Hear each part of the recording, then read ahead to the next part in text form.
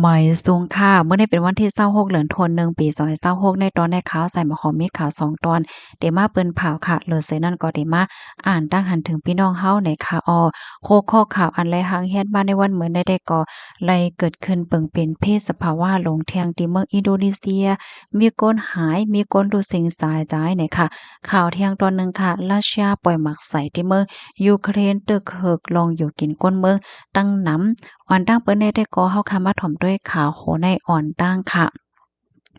ตีเมืองอินโดนีเซียเนี่ยค่ะญาเพศสภาวะแท้งเหี่ยวค่ะเมื่อวันที่25เดือนธันวาคมปี2026ได้มีข่าวงาออกมาว่าอยู่ที่ภูมิพลพรฝ่ายจอยเทียมเพศอินโดนีเซียไล่เอาเอ็นเฮียงตั้งนำเสจอมหาก้นดีอันหาลายกว่าดีเอมันหมอก80ก็ไว้หลังเส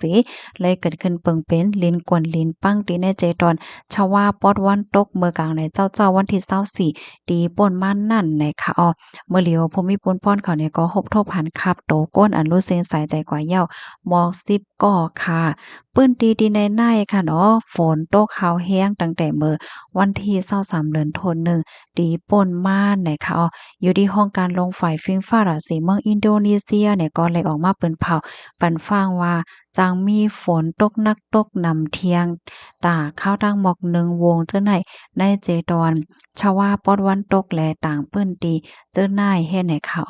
ตาภูมิพลพรเขาเด็กเขาจอยเถียมก้นหวานก้นเบิ่งได้ก็ฮบทบยาลองข้องคำตั้งหนำย้อนก็เพราะว่าบางทีบางตั้งในฝนก็ตกบางทีก็ตกแห้งหนาในค่ะเนาะ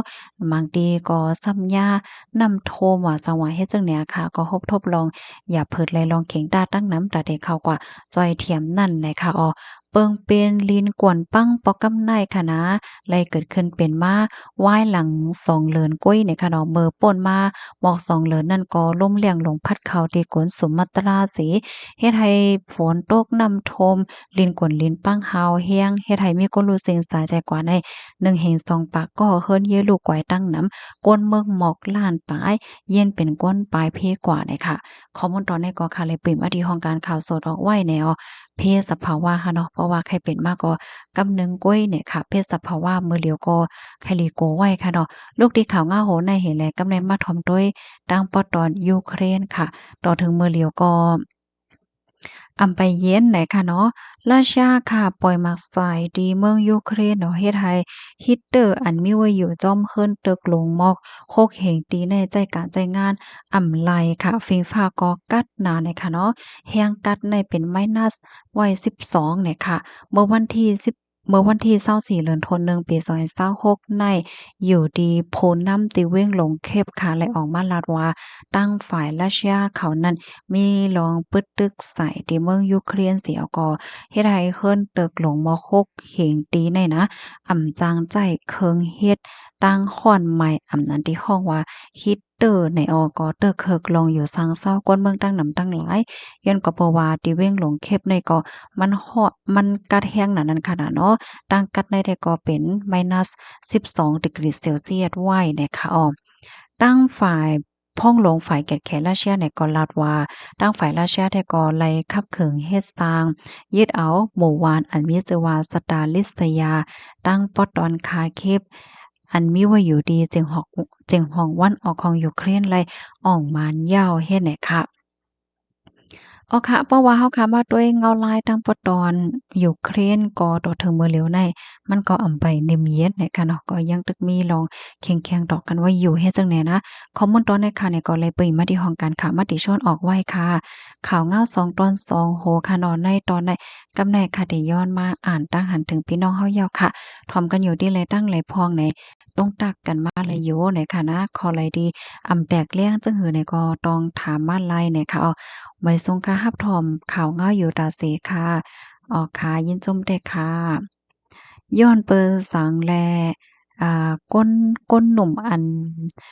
มีมากก้นหนุ่มอันเป็นเกี้ยงเป็นจุ้มเนาะในค่ะว่าอันนี้ก็เป็นลองที่อันละลายก็มีความถามยาวก็ไข้โฮเนาะค่ะก็โฮเหมือนกันเหย้าเลยค่ะเนาะ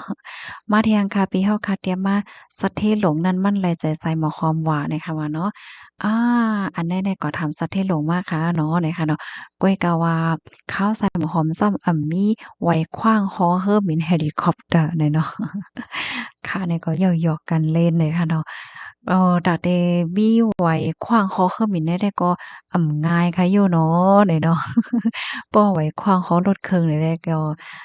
แต่ใกล้ๆหันมีอยู่เลยค่ะเนาะใบซุงกูก็ค่ะถ่อมกันอยู่ที่ไรตั้งไรพวงปังเลือกตั้งปังเลือกตั้งตอนที่3เนี่ยก็ไลจัดเฮ็ดกว่าเมื่อวันที่25เดือนธันวาคมปี2026เนี่ยค่ะเนาะปาร์ตี้อันไรแป้เงาลายเป็นหือในก็ป้อไลรับฮู้ลองตั้งลายโหยอย่ามันยาวก็ที่เอามาสืบเป็นแผ่ปันพี่น้องเฮาค่ะกว่าเนี่ยค่ะ ใบสูงค่าทอมขาวง่ายอยู่ตาเสค่ะลองวัดไว้ในก่อนลำลองเต้เนาะแม่นเหี่ยวค่ะเมื่อว่าพี่น้องเฮาค่ะเดออกตาออกตั้งกว่าใต้มื้อเหนือการที่เฮาค่ะติดตามถอมข่าวง่ายอยู่ตาเสเนี่ยก็เป็นลองดีหลีแต่เนี่ยค่ะเนาะใบสูงค่ะอยู่ที่เก้งตูเซปันแห้งใจอยู่ค่ะอ้อใจค่ะยินส้มนำค่ะพี่น้องค่ะตั้งเก้งตูงไหนเนาะยินส้มตีป่องแล้งลัดเนมาเนี่ยค่ะมาแทงดังหันถึงอันหนึงเนาะ ก้นบางก็เฮ็ดการไหว้เฮ็ดวัดไหว้ไปไล่ก้นเฮ็ดวัดไปปันอำจังเฮ็ดหือไผก็ไข่พิษปักเปิงค่าแน่เนาะอ๋อค่ะนั่นย่อเนาะมื้อเหลียวเพราะว่าเฮาค่ะมาด้วยวัดไหวในซ้ำอายุอาสากมันก็เหมือนกันค่ะเนาะก้นหนึ่งและก้นหนึ่งกำนั้นแลพี่น้องค่ะอย่าลืมด้วยอยู่ตาเสค่ะเนาะว่าปรับค่าเมืองพาสปอร์ตพี่น้องค่ะนั้นอายุอาสากมันหมดเมื่อไหร่วีซ่าอายุอาสากมันหมดเมื่อไหร่ไว้รายงานตัวปยก็อิหยังก็กว่ารายงานที่อยู่ในคณะแจ้งที่พักอาศัยและจังได๋ก็ลำลองค่ะเนาะ ก็เพราะว่าเมื่อเหลียวในภูมิพลพรเขาเปิ้นทัดด้วยป้าว่าก้นๆในจ่องกว่าแจงที่พักอาศัยดีอยู่ดีเศร้าว่าจังได๋ให้แหน่ค่ะเนาะวัดไว้กับปันเมื่อเหลียวได้ก็มันมีหลายจุดหลายเสี้ยนไหนค่ะนะอันลำลองมันได้ก็เฮาค่ะรู้เลยฮู้ว่าวัดไว้เฮาค่ะนั้นอายุอาสักมันหมดเมื่อไหร่จึงหือเนี่ยค่ะเพราะว่าพี่น้องเฮาค่ะมีวัดไว้เต็มทน